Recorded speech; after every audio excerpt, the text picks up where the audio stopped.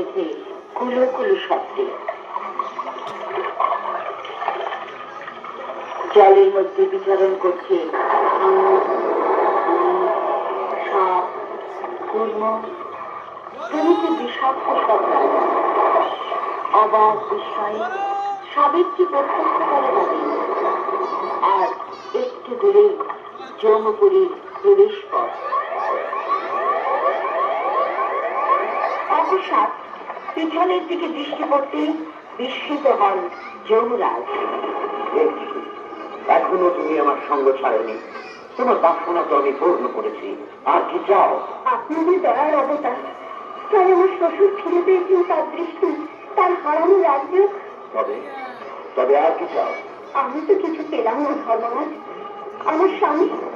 না না, তা হয় না নারী, নিয়তির বিধান পালন করাই আমার ধর্ম। আমিও তো আমার ধর্মই পালন করছি দেব। সতীসাধ্যী প্রতিজ্ঞতা মানে স্বামী তার ইহকাল পরকাল, আমি তারই অনুগামী হয়েছি। সম্মুখে যমপুরীর সিংহদুয়ার, আমার কর্তব্যে বাধা দিও না নারী, তুমি ফিরে যাও, কালক্ষেপ করো না। ঈশ্বর গড়ে তোলার বর প্রদান করতে পারেন দেব, তবে তাই দিন আমার শেষ মনোবাঞ্ছা পূরণ করুন ধর্মরাজ। শীঘ্র বলো কন্যা, আমাকে অবিলম্বে সত্যবানকে নিয়ে যমপুরীতে প্রবেশ করতে হবে। বলো কি তোমার মনোবাসনা? আমি যেন শতপুত্রের জন্মই হতে পারি।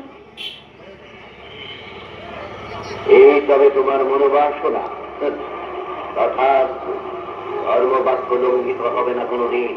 তুমি ঘরে যাও কন্যা, আমি যাই যমপুরে।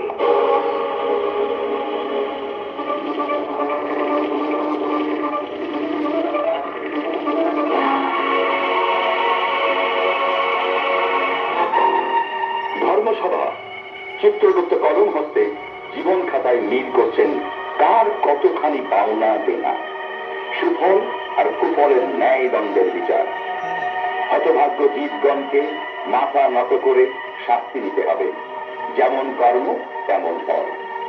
যমদূত তপ্ত তেলে পুড়িয়ে সাজা দিচ্ছে শিশু হত্যার দায়ে।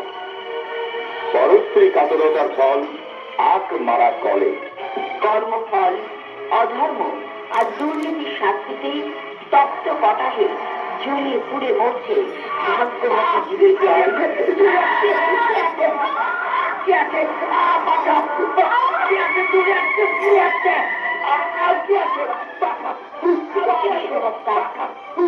এই কাতরতা অন্যায়ের সাধনাকে আখ মারা যন্ত্রে পিষে যাচ্ছে।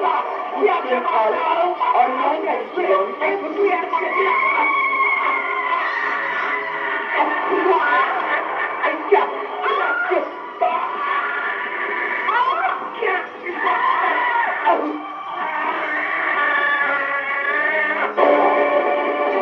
বারে বারে বাধা সৃষ্টি করছো নারী, যমরোষ ভয়ঙ্কর, হলো না এ কথা। ধর্মরাজ, আপনি কি ধর্ম ভুলে গেছেন? নয়, আপনি তো আমাকে শতপুত্রের জন্ম হবার বর প্রদান করেছেন, আবার সেই আপনি আমার স্বামীকে নিয়ে চলেছেন যমপুরে। স্বামীহীন নারীর পক্ষে সতী ধর্ম পালন করে কি শতপুত্রের জন্ম হওয়া যায় ধর্মরাজ? তাই তো তোমার স্মৃতির সিঁদুর, এই আমি ফিরিয়ে দিলাম সত্যবানের প্রাণ।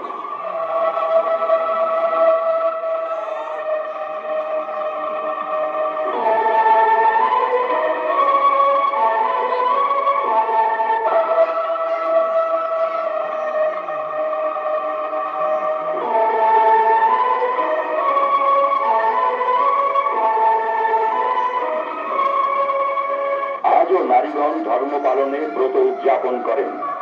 সাবিত্রী চতুর্দশী মহাব্রত। সাবিত্রী চতুর্দশীতে মহাব্রত উদযাপনে সাবিত্রী সত্যবানকে স্মরণ করে ভাগ্যবতীদের কণ্ঠে উচ্চারিত হয় সতীর দেবতাপতি জীবনের সার, পূজিতে এসেছি ভাবে চরণে তোমার। জয় জয় সাবিত্রী মহাভাগ্যবতী, সর্বদা থাকে যেন তোমাতেই মতি।